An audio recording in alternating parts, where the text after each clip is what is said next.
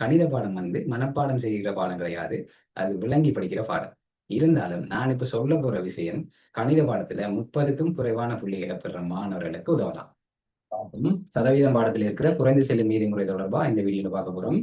குறைந்து செல்லும் மீதி முறையில 2 விஷயங்கள் இருக்கு. ஒன்று ஒரு மாத தவணை தொகையை காண்றது, இன்னொன்று ஆண்டு வட்டி வீதம் காண்றது. இந்த ரெண்டும் சேர்ந்து இதுவரைக்கும் பாஸ் பேப்பர்ல வந்ததில்லை. ரெண்டுல ஏதாவது ஒன்று கேட்கப்படலாம். உதாரணமா 2016ஆம் ஆண்டு ஒரு மாத தவணை தொகையை கேட்டிருந்தாங்க. 2017ஆம் ஆண்டு அடுத்த வருஷம் ஆண்டு வட்டி வீதம் கேட்டிருந்தாங்க. அதே மாதிரி 2021ஆம் ஆண்டு ஒரு மாத தவணை தொகை கேட்டிருந்தாங்க. அப்ப 22ல ஆண்டு வட்டி வீதம் வரும் என்று எதிர்பார்த்தா, ஆனா அப்படி வரல. அதுக்கு பிறகு 2024ஆம் ஆண்டு ஆண்டு வட்டி வீதம் கேட்டிருந்தாங்க. அதே மாதிரி 2025ல இந்த ரெண்டு விஷயமே வரல. 2026 உங்களுக்கு வரலாம், வராம போகலாம். வந்தா அதை எப்படி செய்யறேன்னு பார்ப்போம்.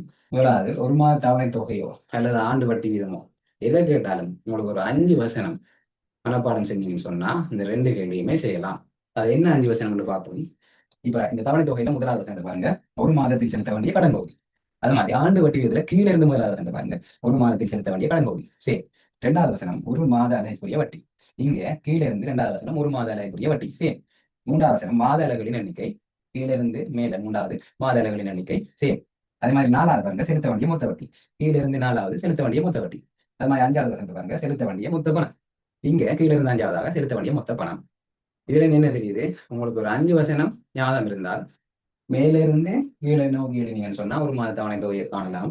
அதே வசனங்களை நீங்க கீழே இருந்து மேல எழுதினீங்கன்னு சொன்னா ஆண்டு வட்டி விகிதத்தை காணலாம்.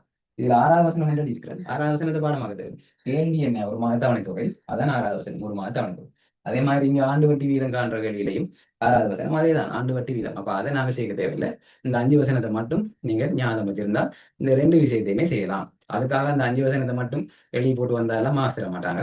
அந்த 5 வசனத்தையும் எழுதி போட்டு அதை எப்படி செய்யறது உங்களுக்கு தெரிஞ்சிருக்கும். அதை எப்படி செய்யறது சிம்பிள். உங்களுக்கு ஒரே ஒரு சமன்பாடு ஞாபகத்தில் இருந்தால் இவ்வளவு விஷயத்தையும் ஈஸியா செய்யலாம். அது என்ன சமன்பாடுன்னு சொன்னா, மொத்த வட்டிக்கு ஒரு சமன்பாடு இருக்கு. மொத்த வட்டி என்றது ஒரு மாத அலைக்குரிய வட்டியை நீங்க மாத அலைகளின் எண்ணிக்கையால பெருக்கினீங்கன்னு சொன்னா உங்களுக்கு மொத்த வட்டி வரும்.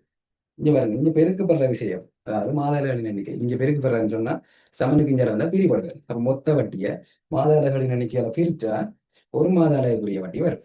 எப்படி இதை அப்ளை பண்றது பார்ப்போம். உதாரணத்துக்கு இவரை பார்ப்போம். செலுத்த வேண்டிய மொத்த பணம், செலுத்த வேண்டிய மொத்த பணத்திலிருந்து கடனை கழிச்சோம்னு சொன்னா செலுத்த வேண்டிய மொத்த வட்டி வரும். செலுத்த வேண்டிய மொத்த வட்டியை மாத அலைகளின் எண்ணிக்கையால பிரிச்சா ஒரு மாத அலைக்குரிய வட்டி வரும். ஒரு மாத அலைக்குரிய வட்டியை ஒரு மாதத்தில் செலுத்த வேண்டிய கடன் பகுதியால பிரிச்சு அதை 100ஆல பெருக்கி அதை திரும்ப 12ஆல பெருக்கினா ஆண்டு வட்டி வீதம் வரும். சிம்பிள் பிள்ளை.